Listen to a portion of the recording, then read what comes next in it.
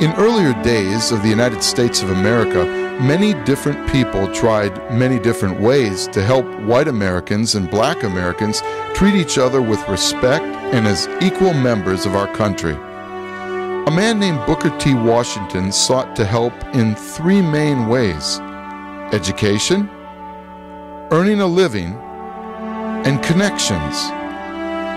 Booker T. Washington was among the leaders of starting schools for African Americans. Not only schools, but schools that would be better funded and could offer greater opportunities. His concept of school was that a school should educate people in not just academic subjects such as reading, writing, math, social studies, and science, but also help people learn practical skills that they could use to earn a living, skills in farming, in carpentry, in shoemaking, printing, cabinet making, and other trades. Booker T. Washington believed that if African Americans were educated and could earn a living by working or starting businesses, white Americans and black Americans would get along better. Toward making this dream possible, Booker T. Washington sought to make connections with many rich white Americans. Some of the richest white Americans in the United States at the time gave Booker money to make education better for black Americans and help black Americans get skills to earn a living. Booker T. Washington knew that this kind of plan toward equality was not something that would happen quickly. It was just one way toward helping white Americans and black Americans treat each other better. Through Booker T. Washington's work, a very famous college was formed that still exists today, Tuskegee Institute in Alabama. This school was especially focused on educating African Americans.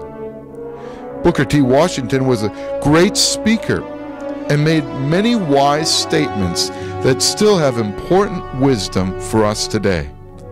Here are some of those statements with some friends who will explain them to us. Hello, boys and girls. I'm Mrs. Jones. Success is to be measured not so much by the position that one has reached in life as by the obstacles which he has overcome.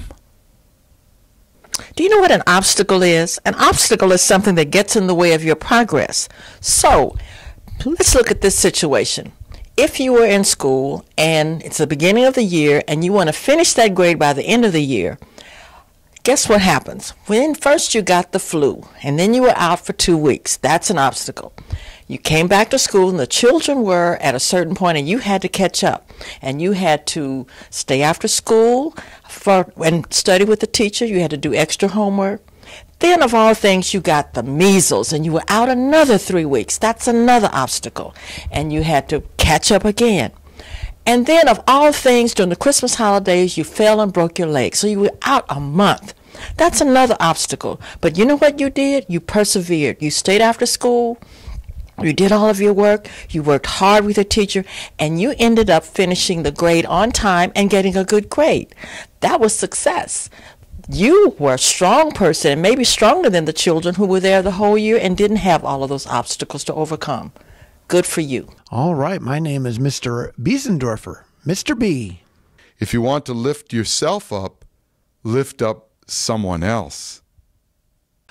Boy, I tell you what, every once in a while in life, you feel a little bit down and depressed, and no one likes you, and you hang your head. Well, that was happening to me one day, and I was driving my car and feeling down and sorry for myself, and I saw a car off the side of the road, and it was a lady that had a flat tire. And I pulled over. I didn't know her. She didn't know me, and I helped her change the tire. I then got back in my car, and I thought, boy, that felt so good that I was able to help someone up. Here I was feeling sorry for myself, and I was able to lift someone else up. I was able to help them. And by that, I also felt better. Booker T. Washington, I tell you what, if you want to lift yourself up, lift someone else up, and that makes a big difference. As you help others, you feel better about yourself. My name is Tina Green. Associate yourself with people of good quality, for it is better to be alone than in bad company. It is better to be alone than with bad company because you can help people, can lead you and guide you in the wrong direction. And you could be at the wrong place at the wrong time. That is bad company for you. So I decide to go and be surrounded by positive people instead of negative people so I can go down the right path. Nothing ever comes to someone that is worth having except as a result of hard work. Things in life that are worth something always take hard work. It's not easy to do. Many people don't do it. Many people would choose the easiest way. You choose the best way. Hard work brings great results. I am Mrs. Angela Haywood Gaskin, the principal. Excellence is to do a common thing in an uncommon way. You know what?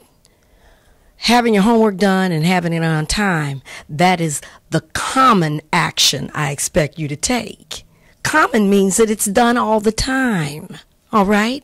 I'm not going to get excited about you doing what you're supposed to do all the time. Wonderful. But if you want me to talk about it being excellent, not only is it done all the time, but it is done well.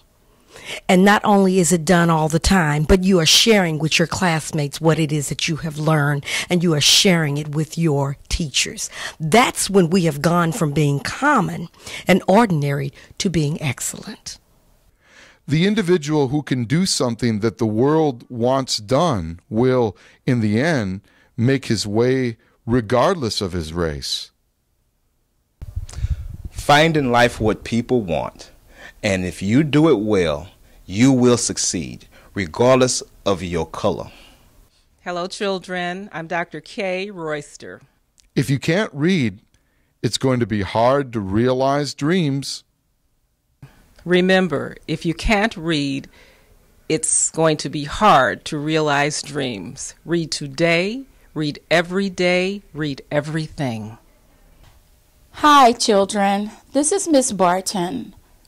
Success in life is founded upon attention to the small things rather than to the large things, to the everyday things nearest to us rather than to the things that are remote and uncommon.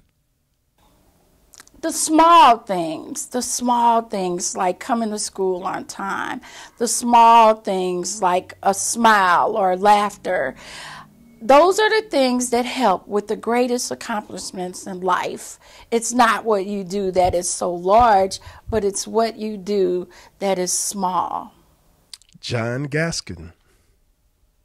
We must reinforce argument with results. Just in being here at the school, you see this every day.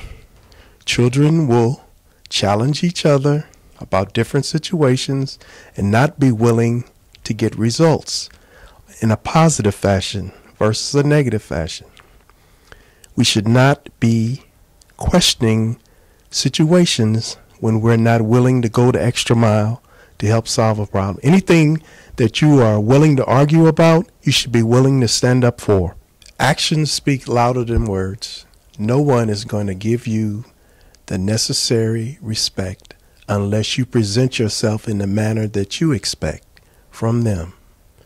This has to happen, and it's reciprocated amongst human beings to make a better world. As you heard, Booker T. Washington has much wisdom that is still useful for our lives today.